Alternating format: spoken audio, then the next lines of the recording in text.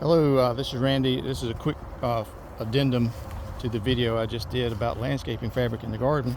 Um, Two things. Those 12-inch gaps that I used in the landscape fabric that I prefer over the smaller gaps. Yes, it leaves a space in between. How I plan to mitigate that is by using pine straw, which I have on the property.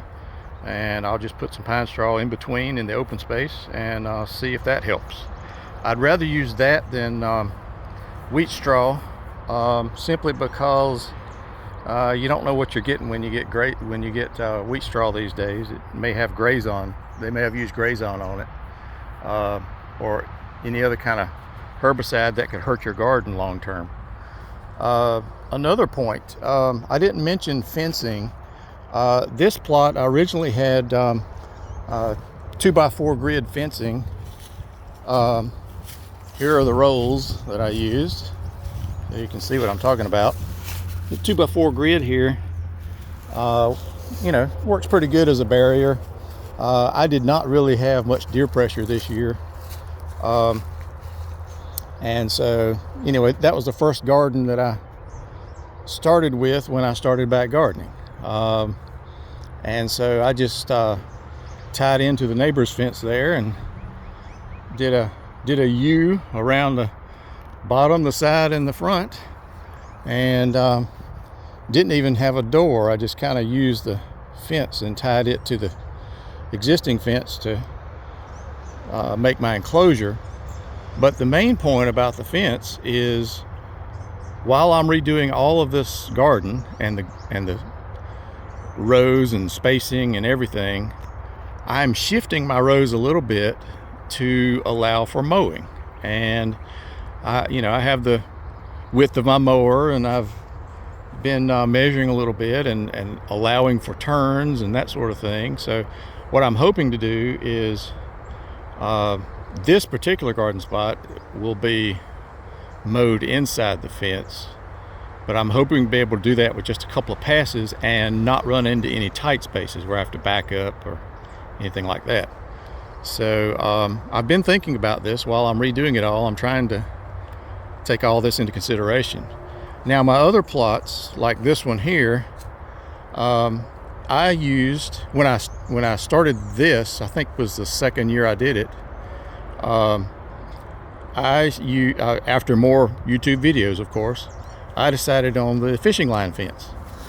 And I did that, and I used T-posts and the fishing line from post to post with 2 gates, one on each end. And I did it, but I didn't really allow for mowing that much. I allowed for some mowing, but I was thinking, the weed eater can get underneath that bottom fence, bottom fishing line. And that was an optimistic view, because what happened was I would procrastinate and it would get too high, and whenever I weed eated, it would be pulling on that line, and it would pull it down far enough to where the string would get it, the weed eater string. So anyway, I've been thinking about mowing with it too, and when I redo my fence, I'm going to go back with a fishing line fence, and I'm going to have an apron of landscaping fabric all around, about one width of 3-foot landscaping fabric all around. That's going to be an apron to hopefully keep weeds and grass out of the sides. And I'm going to put the fence approximately in the middle of that 3-foot landscaping fabric, and I'm going to have it to where I can fold it up occasionally and mow around there, and have enough space to mow around also.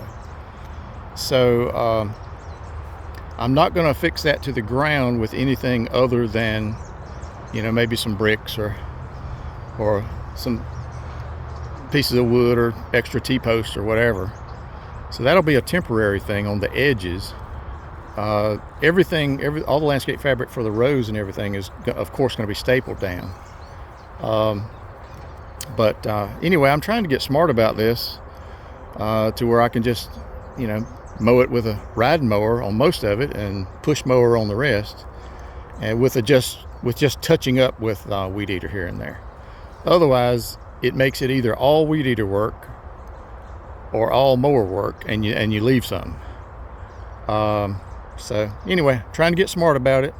I've got another spot like this one down the road at my father's, and anyway, I've been working on getting these plots together.